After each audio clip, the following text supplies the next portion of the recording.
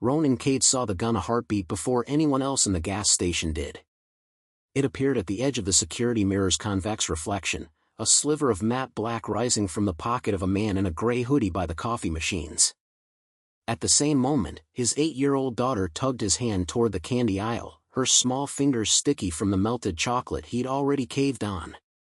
And at the far register, the heiress whose face he'd only ever seen on magazine covers leaned over to sign a receipt, her pen pausing mid-stroke as that gun cleared leather. Before we jump back in, tell us where you're from. If this story moves you, please subscribe. Tomorrow, I have a special story for you. The world narrowed to angles, distances, and lines of fire. Ronan's breath thinned to a series of measured calculations. The shooter was 6, maybe 7 yards from Aria Loran. The kid at the register was frozen, eyes wide, one hand hovering over a stack of scratch-off tickets. The night clerk behind him ducked a beat too late. The heiress, Aria, hadn't fully straightened yet, which meant her head was down and her spine was partially covered by the laminated counter. It wasn't enough. Down, Ronan said, the word a rasp of gravel more instinct than language. Maddie didn't argue. She had learned the tone years ago, when thunderstorms cracked over their rented duplex and her father's shoulders went stonehard and his eyes went distant. She dropped into a crouch, hands over her head, right there between the wire racks of potato chips and hard candy. The first shot went off before the gray-hooded man finished raising his arm. The boom wasn't deafening so much as total. It swallowed the fluorescent hum and the low buzz of the drink cooler, punched into Ronan's chest and rattled the cheap window glass. A tile fragment exploded off the soda fountain behind the counter, showering the clerk in dust and plastic. The shooter was nervous. Or bad. Or both. Good. Ronan moved, muscles unlocking in a surge that felt both terrifying and familiar. He pushed off the end-cap display of windshield wiper fluid, boots sliding on the scuffed linoleum. For a fraction of a second, he was back in sand and heat and glassed-out streets, the smell of diesel and burn-off in his nose. Only now there was the bright acid bite of coffee and sugar and cleaner mixed in. He cleared the end of the aisle just as the shooter adjusted his aim. Gun! Ronan's voice cracked across the room. Aria's head snapped up. Her eyes, hazel, he registered distantly, weirdly light under the harsh lights, found the shooter before they found Ronan. Another shot blasted. This one punched into the display of energy drinks behind the register. Aluminum cracked, neon liquid spraying like a ruptured artery. The young cashier screamed and went down, hands over his head, as cans rattled and rolled. Ronan didn't aim for the gun or the man holding it. He aimed for momentum. He launched himself at Aria Loran. Her perfume hit him first, a clean, citrus and jasmine note that made no sense here among motor oil and fried food. Then the sharp angle of her shoulder under his palm. He slammed into her, knocking her sideways and down. Her pen flew, skittering across the tile. Her heels lost purchase, and she went with him, air leaving her chest in a hard oof as he drove them both behind the waist-high dividing wall between register and snack aisle. The gun barked again, closer now. Something hot and sharp scraped across Ronan's upper arm, like someone had taken a box cutter to his skin. His body logged the damage, but his brain shoved it aside. Later. If there was later. Stay down, he hissed into Aria's ear, his body already turning, using the counter as partial cover. She stared up at him, hair spilled across the floor like dark silk, pupils blown wide. For half a second she looked nothing like the controlled, poised woman he'd seen on billboard-sized advertisements while driving Maddie to school. She just looked human. Scared. Young, despite the weight of her last name. Is that, she started. Ronan didn't hear the rest. He was already moving. He stuck his head out just enough to see. Gray hoodie, mid-30s, maybe, with patchy stubble and a jaw clenched so tight the veins in his neck stood out, had started toward the counter, gun extended, two-handed grip. His gaze was locked where Aria had been standing, not where she was now. Thank God. Dad. Maddie's voice sliced across the aisle, high and thin with panic. Cold flooded Ronan's veins. He'd told her to stay down. He'd told her. His daughter had scooted to the end of the aisle, crouched but leaning out, eyes huge. She was trying to see him. Trying to see the danger like he always told her, name it, don't run from shadows, and in doing so had exposed herself by 2 inches of curly hair and 1 trembling shoulder. Ronan didn't think. "Hey," he shouted, stepping out from the counter. Hoodie's head snapped toward him. That was all Ronan needed. He grabbed the metal napkin dispenser off the coffee counter and threw it. It spun end over end, glinting under the fluorescent lights, and caught the shooter across the bridge of his nose. The crack of metal on bone was half lost under the next gunshot, but the effect was immediate. Gray Hoodie cursed, stumbling, hand-jerking. The bullet went wild, shattering the front glass door instead of Maddie. Ronan felt that miss in his bones, like the universe had just barely glanced off a fatal trajectory. Maddie screamed, but he could hear she was unhurt. High. Ragged. Alive. Back, bug, he roared. It came out harsher than he meant, but she scrambled backward like he'd taught her, palms squeaking on the floor tiles. Shards of glass rained inward from the ruined door, skittering across the aisles like lethal confetti. Cold night air knifed into the space. The shooter shook his head, blinking blood out of his eyes. The gun swung back toward Ronan, but his aim was sloppy now, his stance off. Still deadly. Ronan lunged forward, using the end of the counter as a springboard. He grabbed one of the plastic display racks on wheels, the kind companies used for promo chips, and slammed his weight into it. It rolled between them on squeaky casters just as the next bullet barked. The rack exploded chips and cardboard like a cornfield in a storm. Ronan hit the floor and slid, shoulder screaming. The smell of gunpowder burned his throat. He saw the shooter's boots now, cheap, gray, frayed laces.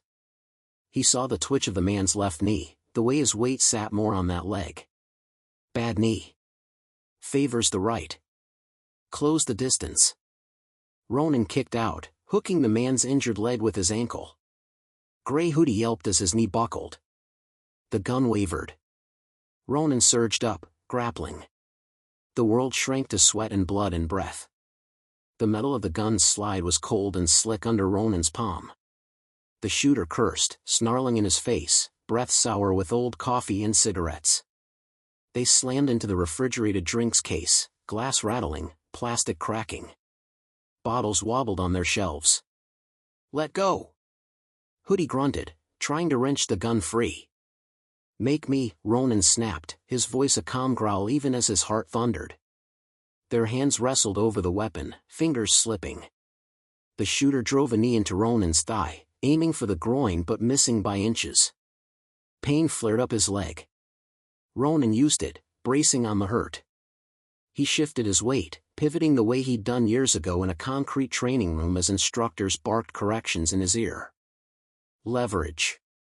You don't need to be stronger. You need to be smarter. He wrenched the man's wrist sideways, hard, using the shooter's own forward momentum.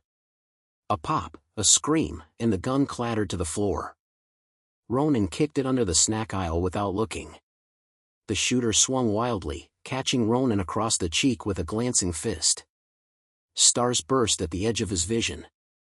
He took the hit, rolled with it, and slammed his shoulder into the man's midsection. They crashed into an end cap of beef jerky. Packages rained down, bouncing off their backs. Some detached part of Ronan's mind noted the absurdity. He might die surrounded by teriyaki-flavored protein. No. Not tonight. Gray Hoodie clawed for something at his waistband, another weapon, maybe a knife. Ronan brought his forearm down in a brutal arc, smashing the man's hand against the shelving. Bones crunched. Hoodie howled, collapsing to one knee. Ronan followed, driving his elbow into the side of the man's neck, right below the ear. Not enough to kill, but enough to drop. The shooter sagged, eyes rolling back, breath rasping. Silence rushed in, gaping and stunned. Then other sounds bled through, Aria's ragged breathing behind the counter. The cashier sobbing quietly. The night clerk whispering, oh my God, over and over like a broken record. Maddie's hiccuped gasps from somewhere behind the cereal aisle, where she'd retreated when he barked. Outside, distant at first and then swelling, the wail of sirens. Ronan's chest heaved. His arm throbbed where the bullet had grazed it. He looked down at his forearm and saw the long, bloody stripe along the muscle, the sleeve of his denim jacket shredded. He flexed his fingers. They responded. Good enough. Bug, he called, throw raw.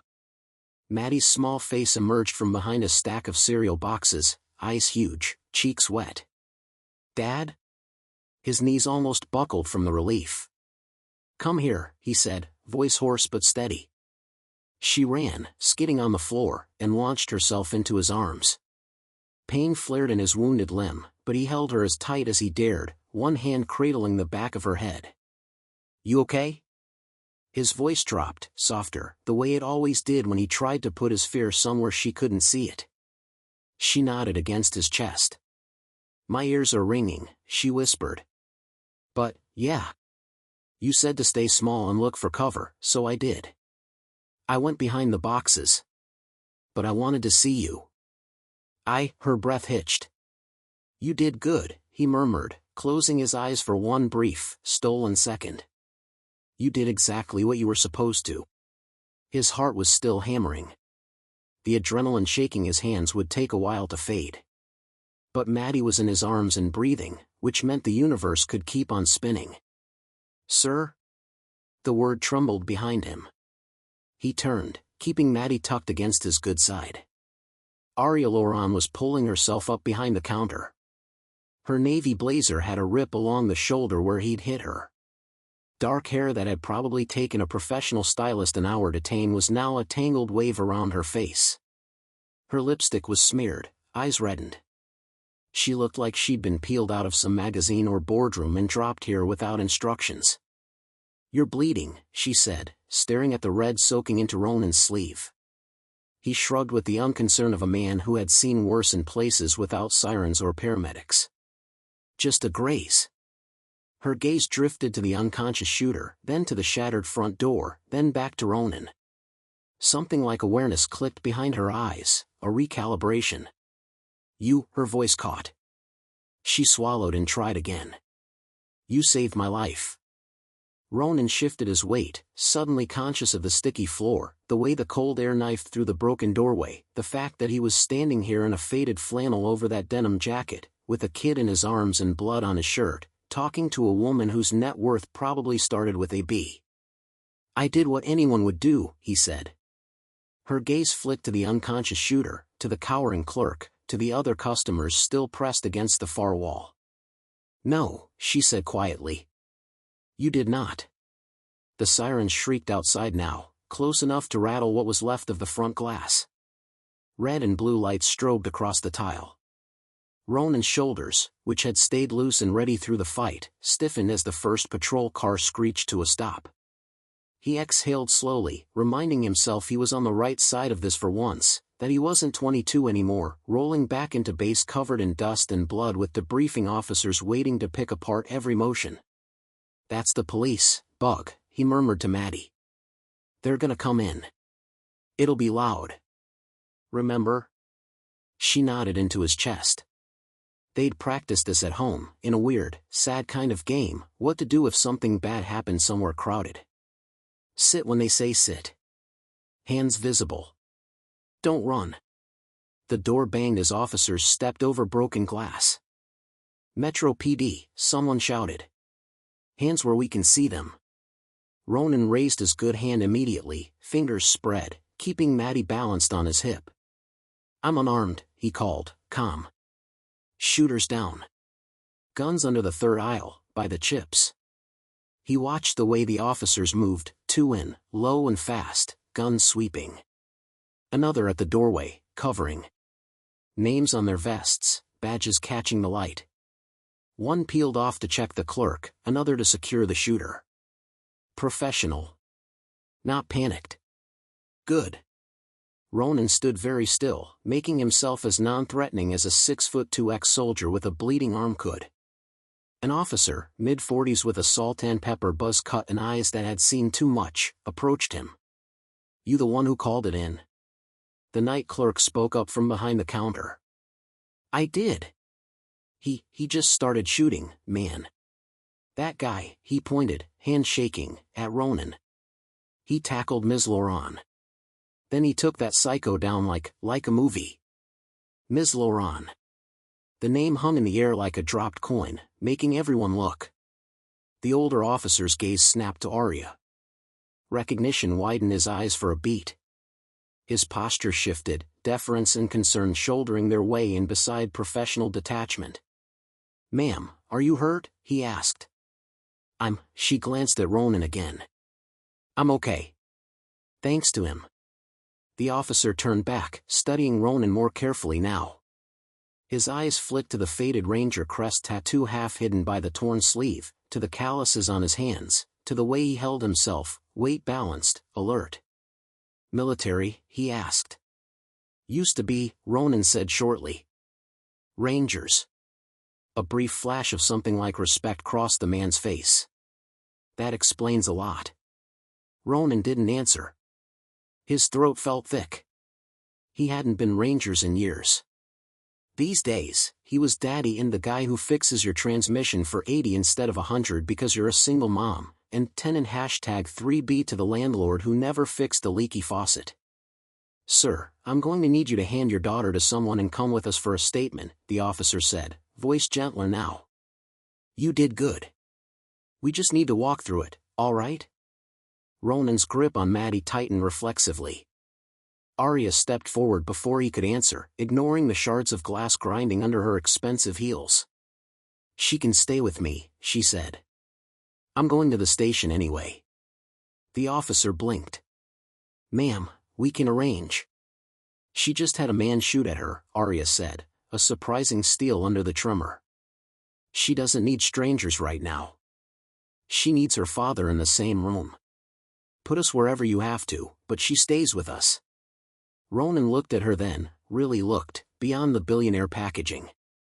Behind the smeared mascara and the wrecked blazer, there was someone making a choice to carry a little girl's fear alongside her own. Thank you, he said quietly. Arya nodded like it was nothing, then swayed slightly, color draining from her face. The officer stepped in, catching her elbow. Let's get everyone outside. EMS is staging in the lot. As they moved toward the ruined doorway, Ronan kept his body between Maddie and the unconscious shooter.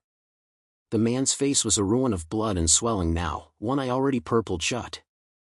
For a moment, Ronan wanted to kick him again, not for himself, but for the way Maddie's breath still stuttered. He didn't. Maddie didn't need to see that. Outside, the night was harsh with lights and noise. Police cruisers, an ambulance, a fire truck. The gas station's neon sign buzzed overhead, its cheerful brightness grotesque against the scene below. Paramedics hustled toward them, eyes sweeping for injuries.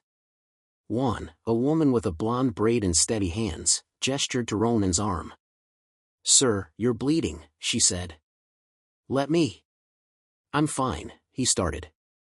Maddie twisted to look up at him, her lower lip wobbling. Dad, she whispered. Can you just let them check? Please? He swallowed his instinctive deflection. He recognized the plea for what it was. I need someone to tell me you're okay. Yeah, he said. All right. He let the paramedic guide him to the back of the ambulance, Maddie still clinging to his uninjured side. Arya, flanked by 2 officers, was already sitting on the bumper of another unit, a blanket draped around her shoulders. She stared at the asphalt, then up at the ruined facade of the gas station, then over at Ronan and Maddie. The look she gave them wasn't polite gratitude. It was assessment. The gas station's security footage didn't lie. Half an hour later, in a small, fluorescent-lit interview room at the nearest precinct, Ronan watched a fuzzy black and white version of himself slam into Arya Laurent, then take down Grey Hoodie with the efficiency of someone who'd done violence for a living. Damn, one of the younger officers breathed before catching himself. Sorry, Sarge. The older officer, Sergeant Diaz, according to his badge, just grunted, arms folded over his chest as he watched. Could have gone a lot worse, he said. Ronan sat at the bolted-down table, Maddie perched on the seat beside him. The paramedics had cleaned and wrapped his arm. It pinched under the bandage, but the bleeding had stopped. Arya sat across from him, her blazer replaced with a plain gray department sweatshirt someone had found in a lost-and-found bin. The sleeves bunched at her wrists, making her look less like a global executive and more like someone's overworked graduate student. Her gaze flicked every so often to the bandage on his arm, then back to the screen. On the video, grayscale Ronan threw the napkin dispenser, and grayscale Grey Hoodie's head snapped back. "Can you pause there?" Arya asked quietly. Diaz obliged. On screen, the gun's trajectory had just shifted, moving away from a line that would have intersected with Maddie's small frame. Arya's jaw tightened. "He wasn't just shooting up the place," she murmured. "He was tracking me." "Looks that way," Diaz said. "He came in 3 minutes before you, loitered by the coffee like he was waiting. Never looked at the price boards, didn't grab a snack, nothing. Just watched the door." "Do you know him?" Ronan asked, turning to Arya. She shook her head slowly. "No. I mean, I see a lot of faces at events, boards, shareholder meetings, but I don't recognize him." "Does he have ID?" Diaz's mouth brushed into a grim line. "Fake. Name doesn't match his face. Prints haven't hit yet. We'll know more in the morning when the system spits something out." Ronan's fingers tapped once against the table, a soft, restless beat. "He didn't move like a first-timer," he said. "Sloppy with the shots, yeah, but his grip was solid. Kept his offhand in place. He'd been taught." Diaz glanced at him. "You think he's ex-military?" "Could be." Ronan rolled one shoulder. "Could be private security who washed out. Could be some gangbanger who watched too many YouTube tutorials. But he didn't flinch as much as he should have after the first shot. That's experience." The sergeant nodded, like that confirmed something he'd already suspected. "Why were you there?" Ronan asked Arya, before he could talk himself out of it. "At a gas station, alone, he checked the wall clock. 10:15 at night." Her gaze flicked to him, something sparking behind her tired eyes. "I own the company that supplies the fuel," she said. "Well, my family does. Our name is on the sign out front. I like to see things I'm responsible for without an entourage coloring what I see." Maddie, who had been tracing patterns on the table with her fingertip, looked up. "You're like gas station royalty?" she asked, genuinely curious. Arya's mouth twitched. "Something like that." Diaz cleared his throat. "Ms. Laurent, we're arranging a detail to escort you home. Until we know exactly who paid this guy, we have to assume this wasn't random." He paused. "And there's something else." He slid a printed still frame from the security footage across the table. It showed Grey Hoodie at the coffee machine, head slightly turned. In the distorted mirror above, Arya's SUV was visible in the parking lot, the distinctive dark green, the personalized plates, the stylized L logo on the back. Diaz tapped the corner of the image. "He looked at your car before you got out." "Twice." Like he was confirming a target. Arya's fingers tightened around the edge of the photo. "So he knew I'd be there." "Or he was waiting to see if it was you," Diaz said. "Either way, that's not random." Ronan's gut tightened. "How many people knew you'd be at that station tonight?" he asked. Arya blew out a breath, frustration flickering across her face. "My driver. My assistant. The scheduling software that tracks my route. The facility manager we're meeting in the morning about a leak in the underground tanks. Half a dozen people in my office who saw my calendar. Anyone who noticed the security flag that went up on the client portal when my PI team ran a preliminary on the new construction nearby." She rubbed her temples. "My life is very mapped, Mr. Cade, was it?" "Ronan," he said automatically. "Ronan," she corrected, nodding. "My life is very mapped, Ronan. That's efficient for business. Less ideal, apparently, when someone wants to kill you." Diaz leaned forward, palms flat on the table. We'll liaise with your corporate security. Get everyone on the same page. Until then, I suggest you keep a smaller circle than usual. And don't go anywhere alone. Her jaw set. I've been alone a lot longer than people think, Sergeant, she said softly. But I'll take the advice. She glanced at Ronan again, almost like the words had bounced off the walls and come back pointed at him. Diaz watched the exchange, eyes sharp.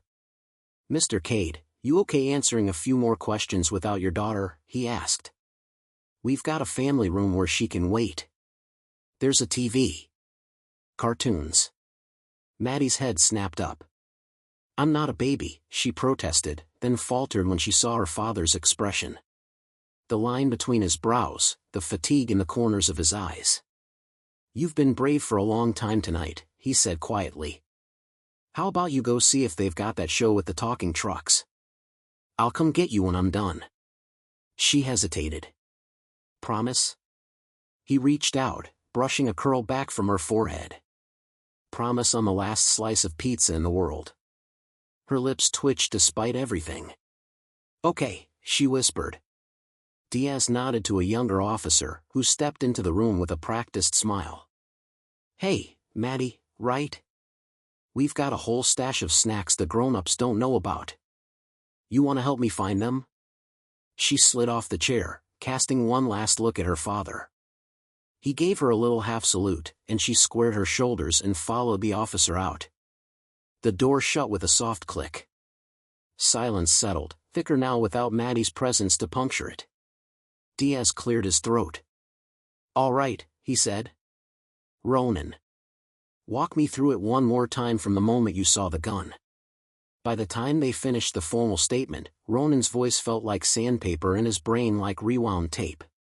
He'd gone over every second in detail, where he'd been standing, what the shooter's eyes had done, the angle of each shot, the exact words he'd shouted. Not your first debrief, Diaz remarked, leaning back. Not by a long shot, Ronan said dryly. Arya had mostly listened, adding commentary only when needed, where she'd parked, what route she'd taken to the station, who had known her rough ETA. Each time she mentioned a name or role, Diaz wrote it down, his handwriting neat and small. Outside the interview room's small window, the hallway hummed with quiet activity. Phones rang, printers spat out reports, a tired-looking detective shuffled past with a coffee that smelled burned even through the glass. Okay, Diaz said finally, closing his notebook. We'll get you both home. Home. The word landed with a specific weight. Ronan's home was a third-floor walk-up where the stairwell light flickered and the upstairs neighbor liked to blast music at 2 in the morning. He had 2 locks on the front door and a wooden dowel stuck in the sliding window track because he didn't trust the apartment's aging latch. Home was not, generally speaking, a place where people came to finish what they'd failed to do at a gas station. You live nearby? Arya asked him suddenly. 15 minutes east, he said cautiously. In the Heights. That's not one of the safest neighborhoods, she said carefully. He lifted a shoulder. It's what I can afford while keeping up with braces, rent, and the occasional dinosaur-themed birthday party. The attempt at humor fell flat even to his own ears. Diaz tapped his pen against his notebook thoughtfully. We can have a patrol car swing by your place a few times tonight, he offered. Put it on the rotation. Ronan appreciated the thought. He knew exactly how much comfort regular drive-bys actually offered. Criminals with enough nerve and planning to stage an ambush on a billionaire heiress weren't easily scared off by a passing cruiser. He opened his mouth to say thanks but no thanks. Arya spoke first. That's not enough, she said. Diaz raised an eyebrow. Ma'am? It's not enough, she repeated. She turned to Ronan, eyes steady now despite the exhaustion etched under them. You stepped in front of bullets meant for me. Whoever sent that man is not going to be thrilled he failed. And they might decide that the person who interfered is a loose end. Ronan held her gaze for a beat. I can take care of myself, he said. Maybe, she allowed. But can you take care of yourself and your daughter if someone follows you home? He stiffened. She'd found the single point on his armor that never fully hardened. Maddie. He saw, unbidden, the image of Grey Hoodie's gun swinging, not toward Arya this time, but toward a dim hallway with peeling paint and a little girl's soccer cleats lined up by the door. His stomach rolled. Diaz watched his face inside, like he recognized the war going on behind Ronan's eyes. "We can't assign you a full-time detail," he said. "We're stretched as it is. Best we can do is extra patrols.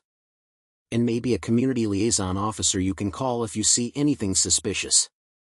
Arya shook her head once, a decisive cut through the air. "No," she said. "I have another option." Diaz's eyes narrowed. "Ms. Laurent." "I'm not asking for your permission, Sergeant," she said, not unkindly. "Just your cooperation." She turned fully to Ronan. When she spoke again, her voice was quieter, but it carried an intensity that made him sit up straighter. "My family owns half the fuel distribution on this coast," she said. "We own the land that station sits on, the refinery that processed the gas you probably put in your truck, and the hotel your sister might book for a vacation if she ever decides to visit the city." Her mouth twitched, like she knew how it sounded, listing off that kind of power in the middle of a dingy interview room. "We also own a high-rise downtown with a penthouse that has better security than most embassies." Ronan stared at her, understanding beginning to dawn like something ominous in his gut. "What are you saying?" "I'm saying," she replied, "that I have a very secure, very controlled environment where you and your daughter could stay for a few days while we figure out who just tried to kill me. My security team will complain, but they'll do what I tell them. Maddie will have a lockdown space to sleep that no one can get into without going through 3 checkpoints and a biometric scanner." "And in exchange?" he asked, because nothing in his life had ever come free, ever. She held his gaze without flinching. "In exchange, you let my people do their jobs without trying to be a one-man army," she said. "You give statements when asked. And, you consider the possibility that this wasn't a one-off. That someone is escalating. I'd rather have you where I can see you than out there waiting for someone else's gun." He wanted to say no on principle. To reject the idea of stepping into her world like some charity case she'd rescued off a battlefield of convenience store tiles and snack crumbs. But Maddie's small hand was wrapped around his fingers, thumb rubbing absently at the tape on his knuckles like she was afraid he'd evaporate if she let go. "Dad," she whispered from the doorway. He turned. She'd appeared there like a quiet ghost, having slipped away from cartoons and contraband snacks to find him. Her eyes were red but dry now, and she hugged a stained plush dinosaur to her chest. Where had she even found that? "Can we go home?" she asked. "I'm tired." The word home pleated and cracked, heavy with the assumption that home was safe because he made it so. Ronan looked back at Arya. "The tower," he said slowly. "It's really that secure?" "Yes." No hesitation. "Your people," he went on. "Can you trust them?" Something flickered across her face. "Most of them," she said honestly. "The rest will be too busy worrying about crossing me to make stupid choices." He appreciated the honesty more than he would have reassurance. Diaz rubbed a hand over his jaw. "If you choose to go with Ms. Laurent, we'll coordinate," he said.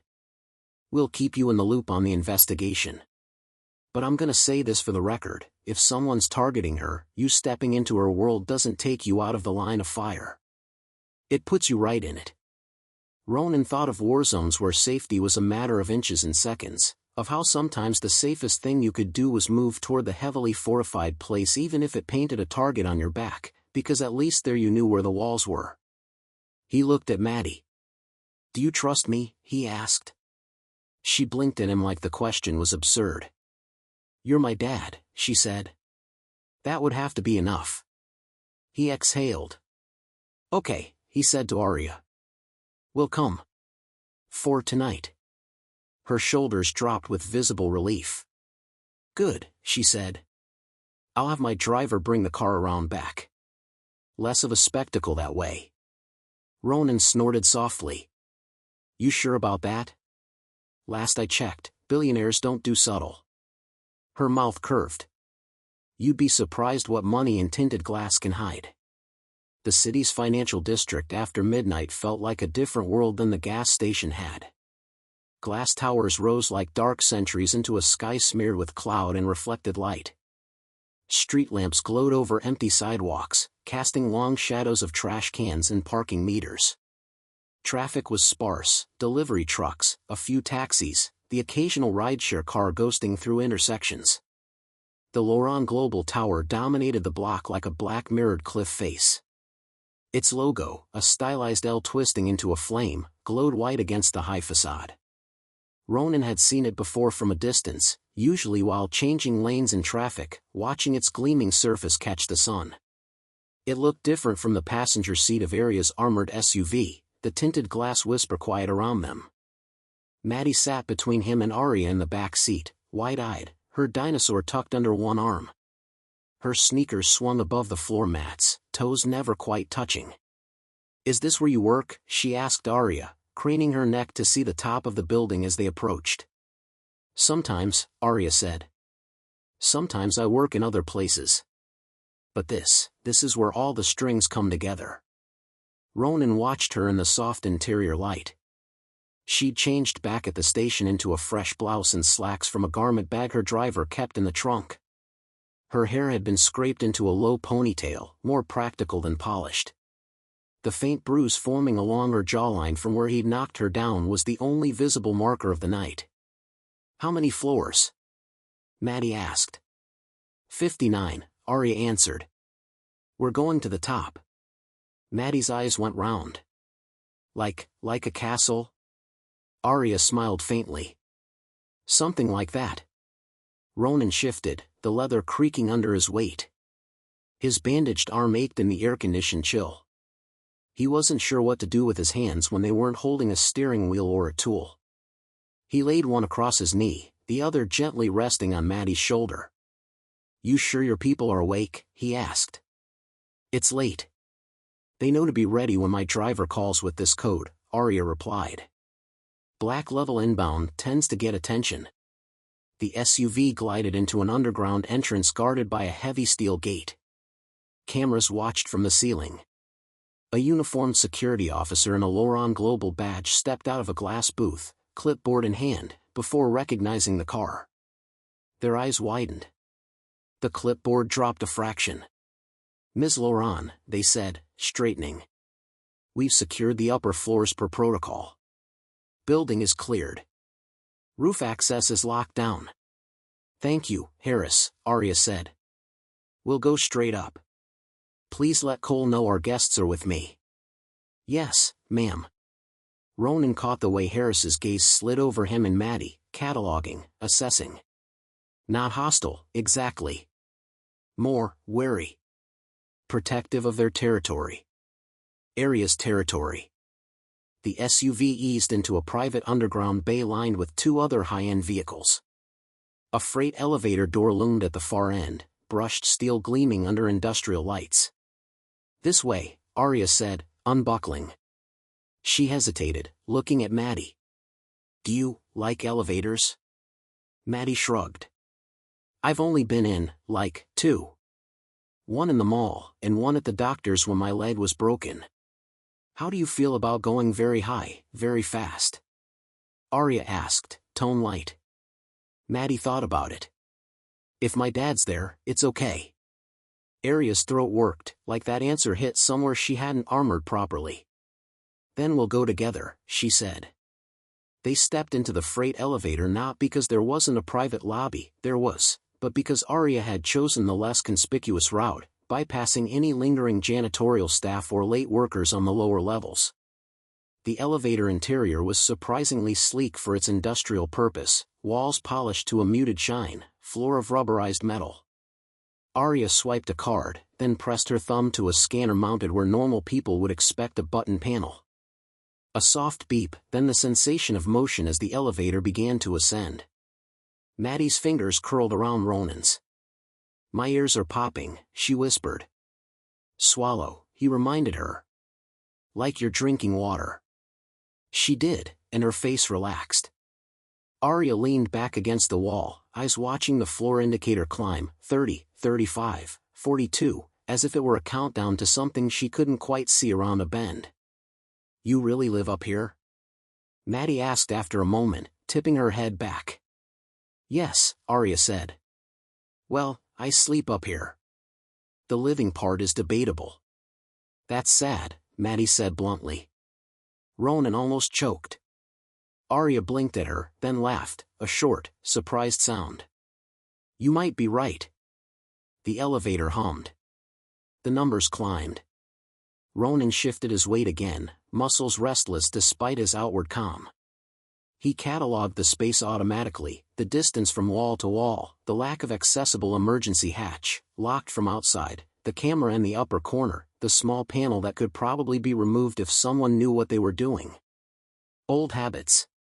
He reminded himself that if there was a place in the city designed not to be violently breached, it was this one. Arya Loran might be human enough to bleed, but the Loran Global Tower was a machine built to resist.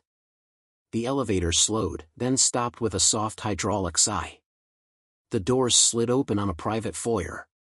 Plush gray carpet absorbed the sound of their footsteps. A large piece of art dominated one wall, a swirl of metallic colors that looked like an abstract flame.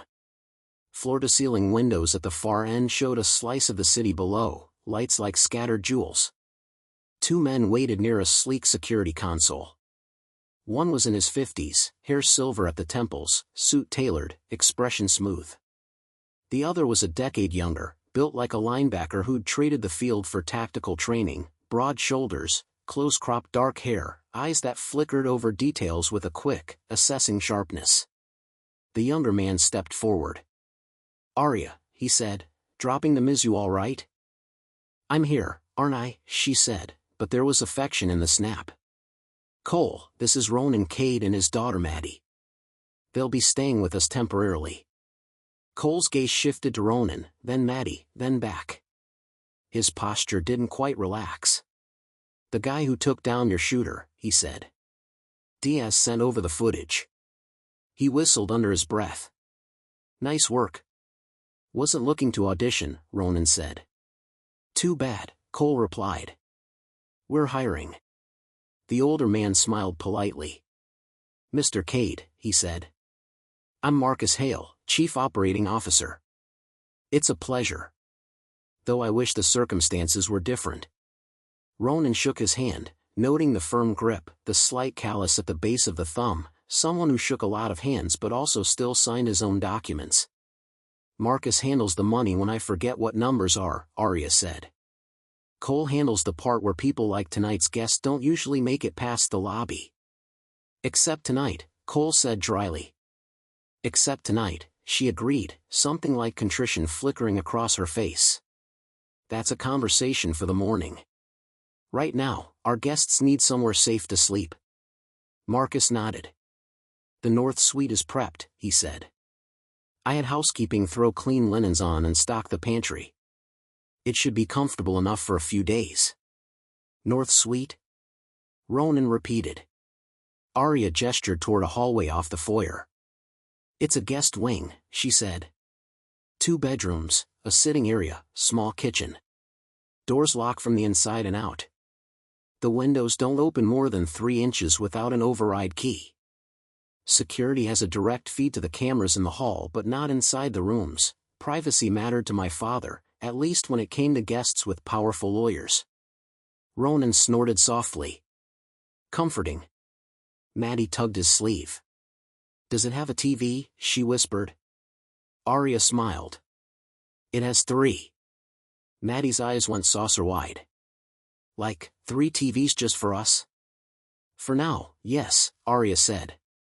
Maddie looked up at her father. Can we, Dad? Just for one night? It's like when you told me about the base, with all the fences and checkpoints, but with soft beds. Ronan hesitated, every protective instinct screaming at the idea of handing over control of their environment to strangers, no matter how plush the carpets or secure the doors. Then he looked at Cole. The security chief's stance was loose, but his eyes were sharp. He'd already positioned himself subtly between the elevator and the hallway, like he was ready to intercept anything unexpected. If someone wanted to follow us here, Ronan said, how hard would it be? Cole's mouth flattened. Hard, he said. They'd have to get past 3 separate street-level checkpoints, 2 underground ones, facial recognition, license plate recognition, and a small army of bored guys with radios who live for excuses to hit the panic button. Could someone do it? In theory, sure. In practice, they'd need resources that don't usually go wasted on gas station assassination attempts. And inside? Ronan pressed. Your team. You vet them personally? Cole's gaze cooled a fraction. We ran full federal background checks on everyone who carries a badge above the 3rd floor, he said. Random screenings. No one works serious shifts without me or my deputy signing off. If there's a leak, I'll find it. Ronan believed him. He glanced at Arya. She was watching him with an expression that was not quite impatience, not quite understanding. More like someone waiting to see whether a critical piece of machinery would engage. Okay, he said finally. We'll take the suite. But I keep a key to the inner doors. And if any of your people enter that hallway unannounced, I'm going to assume we're under attack. Cole's lips quirked. Fair enough, he said. I'll radio the team. No surprises. Ronan, Arya said quietly, you're not in my debt. You know that, right? You have every right to say no. He met her gaze. And you've got someone out there who wants you dead enough to stage a public shooting, he said. You know that, right? I'm not doing this for you. Her eyes flicked to Maddie, who was peering around Cole's shoulder at the glittering city beyond the windows. I know, she said. They stood there for a second, in the quiet hum of the tower's top floor, the gulf between their worlds spanned by a single shared understanding. Sometimes you made choices that tightened the danger around you because the alternative was worse. Come on, Arya said at last. Let's get you upstairs.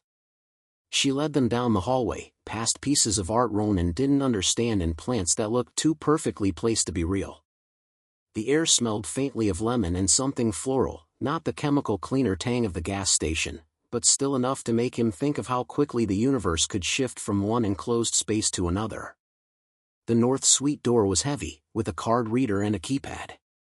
Arya swiped her card, punched in a code, and the lock clicked. She handed Ronan a slim keycard. This opens the inner door from the hallway, she said. There's a deadbolt you can throw from the inside too. He accepted it. It was lighter than he'd expected, given the weight of what it represented. Maddie darted in ahead, her exhaustion temporarily overridden by awe. She gasped. The suite looked bigger than their entire apartment. A small living area with a sofa and low table opened into a kitchenette with gleaming appliances. 2 doors on the far wall hinted at bedrooms. Floor-to-ceiling windows took up one side, showing the city spread out below like a circuit board lit from within. Oh wow, Maddie breathed. She pressed her hands to the glass. We're so high. It's like being in a plane, but not moving. Don't lean too hard, Ronan said, automatic. The glass can withstand a truck slamming into it, Arya assured him. And a fair amount of small explosives. He gave her a look. My father had enemies, she said, by way of explanation. Paranoia is practically a family heirloom. Maddie wandered toward one of the bedroom doors, pushing it open. A moment later, her delighted squeal echoed back. Dad! There's a whole bed just for me. And it has the poofy pillows, like on the hotel commercials. Take the one closest to the living room, Ronan called. Bathroom there too? Yeah. Her voice floated back. And a tub you could swim in. He huffed, something like a laugh catching in his throat. The knot between his shoulder blades eased a fraction. Thank you, he said to Arya, surprising himself with how much he meant it.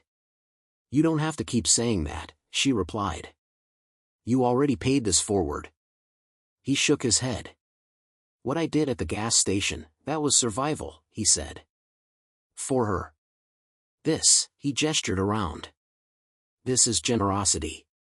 She studied him for a moment, then shrugged one shoulder, looking suddenly weary. It's also self-interest, she admitted. If something happens to you because of me, that's on my conscience. I don't sleep well as it is. The admission was raw around the edges. Not the kind of thing money usually let you say out loud. Ronan nodded slowly. Self-interest or not, he said, I owe you for giving her a safe place to close her eyes tonight. Then we're even, Arya said. He almost told her that was not how debts worked in his world, that some balances never truly settled. But he let it lie. Security will be in the hall downstairs if you need anything, she said. There's a phone on the kitchen wall that connects to Cole's desk. And there's food in the cabinets. It's mostly overpriced organic nonsense, but if your daughter likes instant mac and cheese, I think we have 3 different brands. Organic mac and cheese, he said. Fancy. A corner of her mouth lifted. Welcome to the top of the tower, Mr. Cade, she said. Try not to break anything. It's all insured, but the paperwork is a nightmare.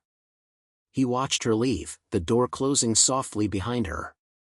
The lock clicked. For the first time since the gas station, the silence felt thick but not immediately threatening. He turned toward the bedroom where Maddie was exploring, ready to referee her inevitable attempt to jump on the designer bedding. And the lights flickered. It was subtle at first. A brief dimming, like the building had blinked. Ronan froze. The hum of the HVAC system hiccuped and then resumed. Old buildings did that sometimes. Power surges. Grid shifts. Nothing unusual. But this tower was not old. And there was a difference between random malfunction and pattern. His skin prickled. Dad? Maddie called from the bedroom. Did you see that? Yeah, he said. It's probably nothing. The lights flickered again. This time they dropped all the way out for a single, breathless second before surging back, a fraction slower. Ronan's heart gave one hard thud. He stepped into the hallway within the suite, listening. Beyond their door, the building felt different. Quieter. The distant hum of elevators, that background vibration he hadn't even consciously registered, had ceased. He crossed the living room in 3 strides and grabbed the phone on the kitchen wall, punching the button labeled security. It rang once. Twice. On the 3rd ring, there was a click. Cole? Ronan said. You getting this? Static hissed in his ear. Then, faintly, someone's voice, chopped and distant. Power, backup, hold. The line went dead. Ronan stared at the handset. The lights flickered a 3rd time. This time, when they went out, they didn't come back on. This story took us a long time. If you like it, subscribe. Now, back to the story. The light vanished so completely it felt like the tower had been dropped in a well. For one beat Ronan heard nothing, no HVAC hum, no elevator vibrations, just Maddie's tiny, panicked inhale in the dark bedroom. Dad, she whispered. Dad, I can't see. He was already moving. He counted steps from the kitchen phone to her doorway, 3 to the side table, 2 forward, 1 more. His hip clipped the sofa, he adjusted, hands out, and met warm, shaking shoulders in the dark. I've got you, he said, wrapping his arms around her. The building alarm started somewhere deep below, a smothered wail struggling through concrete. It didn't sound like a drill, it sounded like something was wrong and the tower knew it. Same plan as the stairwell drills, he murmured to her. Hands out, find the bed, stay in the middle. She crawled onto the mattress, dinosaur clutched to her chest. He flicked on his phone flashlight for a second, her wide eyes, the huge bed, the black mirror of the window, then killed it again. No need to advertise their position. Storm rules, he said quietly. If anything happens and I'm not right here, you get off this side of the bed, he tapped the far edge, roll to the wall, and get under. Don't come out until you hear me say, storm's over.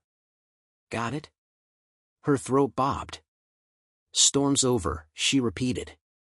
Got it. He squeezed her ankle once and slipped back into the living room, phone beam low and narrow now, pointed at the floor, not the windows.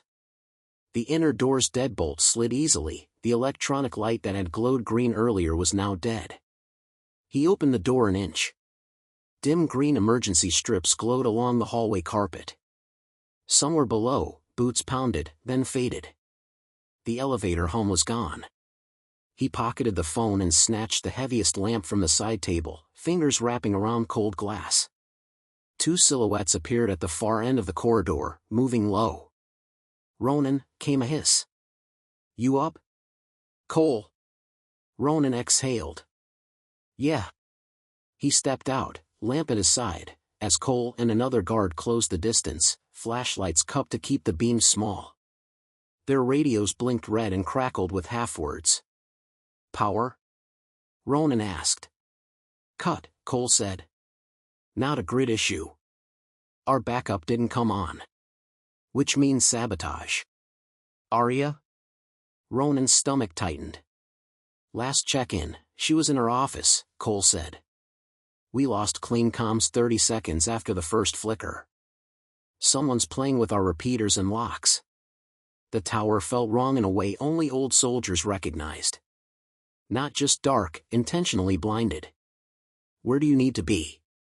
Ronan asked. "South office." Cole's jaw flexed. "If I was the guy behind that gas station stunt, that's where I'd go." Ronan glanced back toward the bedroom door. Maddie was upstairs in the safest place he could currently imagine. It still wasn't safe enough. "I'm coming," he said. Cole hesitated, then nodded once. "Stay on my 6. Listen when I say down." "I remember how that works," Ronan said. He cracked the suite door wider. "Bug?" Maddie's face appeared in the bedroom doorway, ghost pale in the phone's dim spill. "You're leaving," she whispered. "Not leaving," he said. "Running an errand in the hallway. Cole's locking the door behind me." "You remember the code?" "Storm's over," she whispered. "That's my girl." He tried to smile. "I'll be back before you can pick a cartoon." "You already promised," she said. He nodded once and turned away before his resolve softened. Cole slid the metal bar across the suite door after they stepped out, an extra layer on top of the lock. "Nobody comes in that hall without going through me," he muttered. "Or through whoever's trying to kill your boss," Ronan said. "Optimistic," Cole replied, and started down the corridor. They moved fast, flashlights low, passing security glass that showed a glimpse of dead elevator doors behind scorched ceiling tiles. Someone had blown the control panel clean out, wires dangled like burned nerves. "Targeted?" Ronan asked. "Yeah," Cole said tightly. "They didn't try to drop the car. Just killed the brain. They want people stuck in place." He thumbed his radio. "South stair, report." Static, then a strained voice, "Doors jammed between 20 and 21. Hale and Night crew stable. Pressure alarms might be spooling up downstairs. We've got something funky on the tank sensors." Ronan and Cole exchanged a look. "Copy," Cole said. "Keep everyone calm. We're heading for the exec floor." They cut through the central hall into the executive wing. The card reader on the frosted glass doors was dead. Cole jammed a key into a hidden slot, twisted, and the lock gave with a metallic click. Emergency strips painted expensive chairs and art in a sickly green. At the end of the corridor, Arya's office door stood ajar. Ronan's grip tightened on the lamp.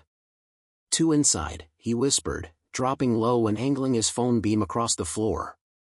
Shadow lines broke where ankles stood, one near the desk, one off to the right. Cole cursed softly. "Arya," he called, pitched just above a whisper. "Talk to me." Silence. Ronan's jaw set.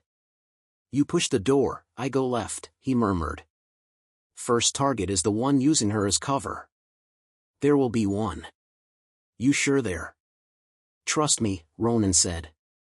He heard the tension in his own voice and knew Cole did too. Cole nodded, hand on the knob. "On 3. Inside the office, Arya had been counting her own breaths.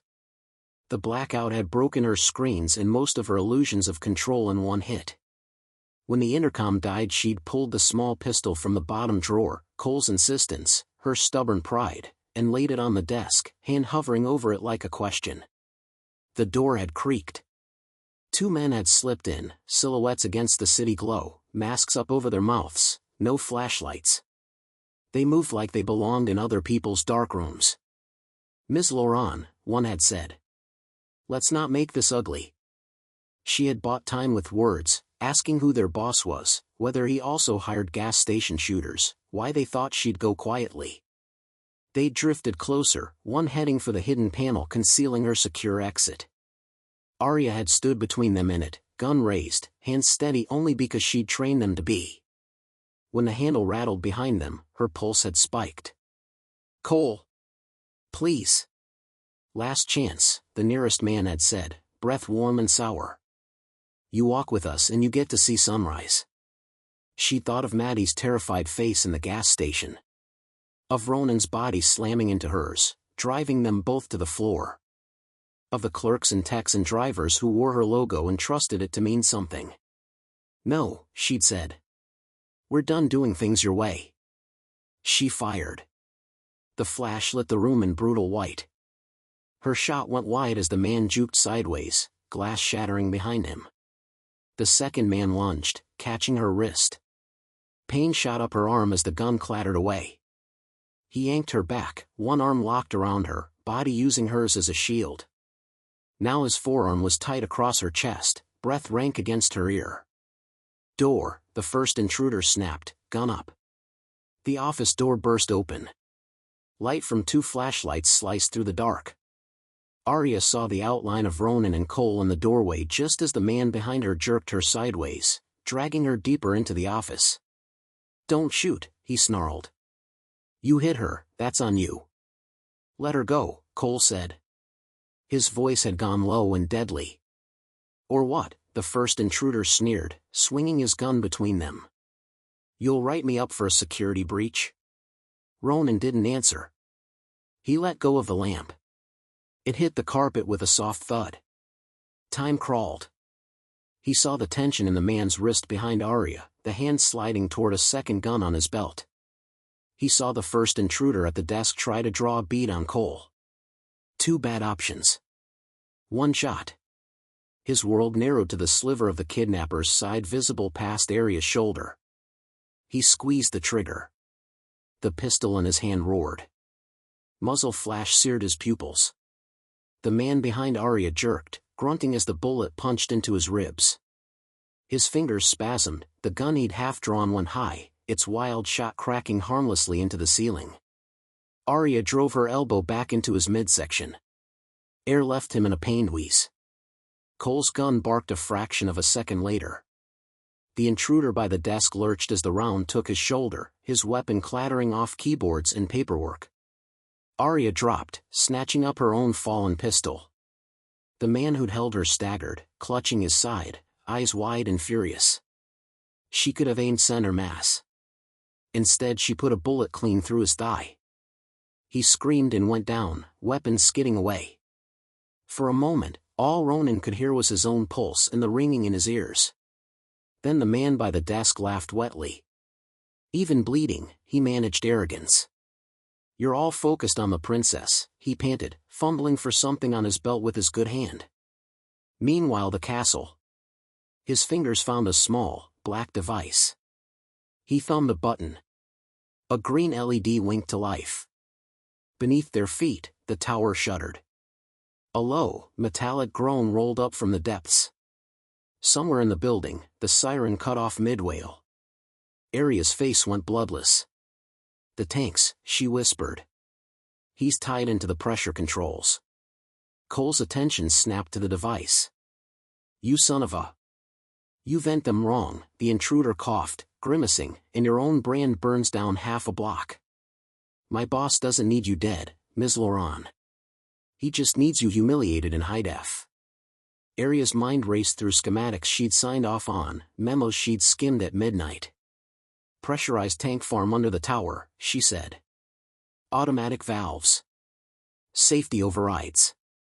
Manual backup on sublevel 3. The one we installed after Houston.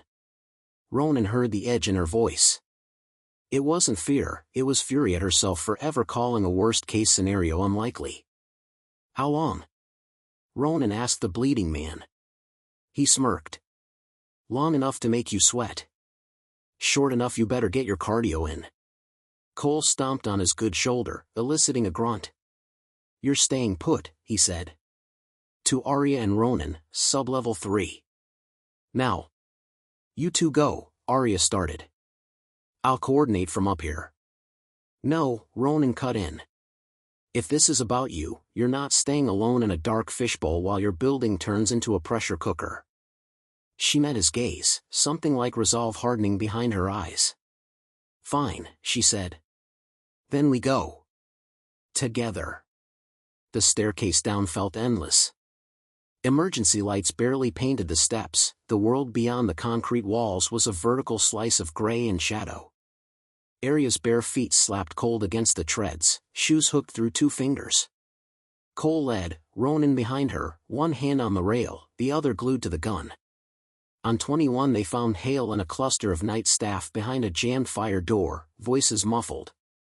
Hale shouted updates through the crack, engineers on 20 watching analog gauges, pressure climbing into numbers no one liked. Fix it, he finished, breathless. Then we'll argue about budgets. Arya's laugh was thin but real. At sublevel 3, a cheap chain and padlock barred the access door. Cole and Ronan snapped it in 2 kicks that left Ronan's shin throbbing. The corridor beyond sloped downward, air cooler, damp with the ghost of treated fuel. Red indicators blinked on pipes, twitchy and insistent. At the far end, a heavy door stamped manual pressure override waited, a gauge beside it flirting with the red zone.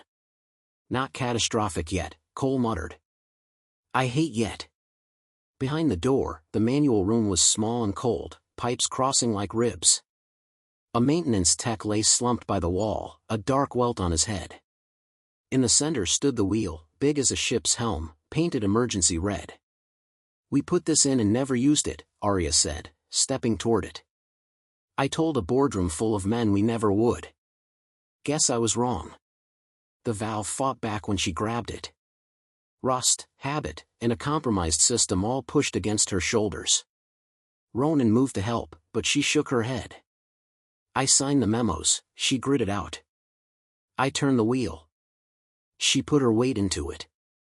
For a moment nothing happened, then the metal screamed and shifted. The indicator arrow crept toward emergency vent. Below, something huge clanked. A roar like a jet exhaling shook the floor. Cold vapor billowed from ceiling vents, frosting pipes white in seconds.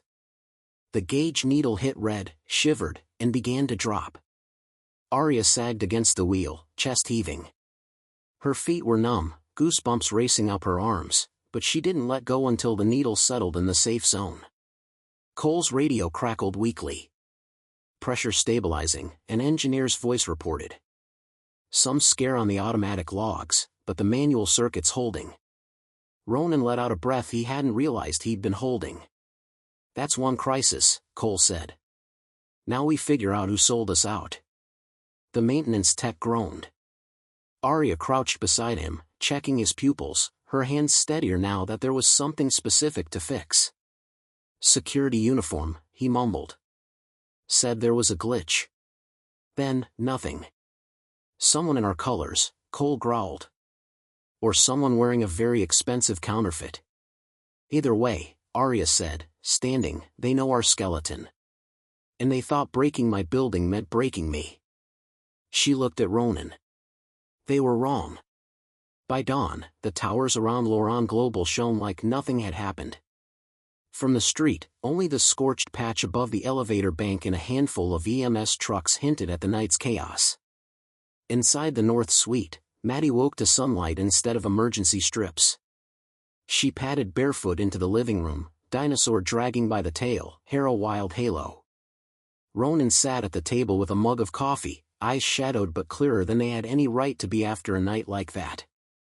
Arya leaned against the counter, bandage peeking under her sleeve, listening to Cole give a concise update. PD has our 2 intruders, Cole was saying. 1 in surgery, 1 pretending he has nothing to say. Diaz thinks we'll get a name behind them by noon. Digital forensics are chewing on the badge logs. And the tanks? Arya asked. Stable, Cole said. We'll be flushing lines for days, but the neighborhood won't even know how close it came. Maddie climbed into a chair. Did we win? She asked. 3 adults looked at her. In a round, Ronan said. Not the whole match. Arya's mouth twitched. He's right, she said. Whoever did this isn't done. But they lost tonight. And we learned how to make it harder for them next time. Next time? Maddie squeaked. Figure of speech, Arya said quickly. We're going to work very hard to make sure there isn't one. Ronan could see the adrenaline crash coming for all of them. But there wasn't time, not completely. Diaz would want more statements. Media would sniff at the edges. Someone, somewhere, was already cutting footage of a gas station ambush to splice with talk of corporate vulnerabilities. Arya set her mug down. Ronan, she said. I meant what I said downstairs. He frowned. You said a lot of things downstairs.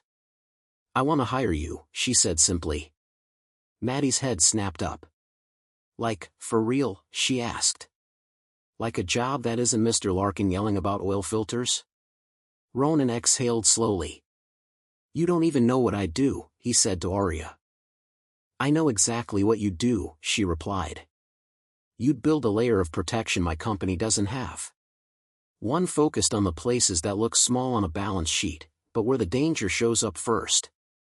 Gas stations. Remote depots. Graveyard shifts. You already have security, he said. I have corporate security, she countered. I have Cole for this tower. I don't have a single person whose whole job is, if something like last night starts brewing out where ordinary people are, how do we stop it before it gets here? You know those places. You live in them. His instinct was to recoil. He'd spent years trying not to be anyone's weapon. I'm not signing up to be your PR piece, he warned. Good, she said. I don't need a poster. I need someone who'll call me an idiot if my policies put clerks in crosshairs. Cole snorted. Finally, someone besides me, he muttered. Arya's gaze didn't waver. It comes with a good salary, she added, and medical, and hazard pay. And a college fund contribution for dependents. If you want it. Maddie looked from Arya to her father, eyes huge. College, she whispered, like it was a spell. Ronan pictured greasy tools and late rent notices. Then he pictured the maintenance tech on the basement floor. The clerk at the gas station. His daughter pressed against the glass, looking down at a city that mostly forgot people like them existed until sirens went off. He thought of the way his blood had sung, not with the old, hollow war thrill, but with something steadier, when they'd turned that will together. Trial run, he said at last. We see if we can stand each other when no one's shooting at us. Relief flickered through Arya's shoulders. Done, she said. Cole will formalize it. You'll get a badge that opens a lot of doors and a headache the size of this building. Diaz, who had just stepped in with a file under his arm, snorted. Congratulations, he said dryly. You're now officially on every nutjob's Christmas list. Ronan shrugged. I've been on worse. He glanced at Maddie. What do you think, Bug? Castle job for Dad? She nodded so hard her curls bounced. Do I get to come sometimes? She asked. To make sure the snacks are good? Arya smiled, soft and quick. That can be arranged, she said. Ronan looked out the window. From this height, the city was a grid of possibility and threat. Somewhere in that layout was the person who'd paid for a gas station ambush and a tower blackout and a pressure game with 3 tank farms. That man was watching his plans unravel and, if Ronan knew anything about men like that, planning something worse. Good, Ronan thought. He preferred enemies he could see. He reached for his coffee, the bandage on his arm pulling. "This isn't over," he said quietly. Arya followed his gaze to the horizon. "No," she agreed. "It's not." But now, he thought, they would meet it together. A billionaire heiress with calluses from turning her own emergency valve, a security chief whose paranoia finally had proof it was justified, and a single dad who'd spent too long waiting for other people's fights to find him. Someone out there was sowing the next disaster. Roan and Kate intended to be standing in its path. 2 more great stories are next. Don't miss them. Subscribe and turn on notifications.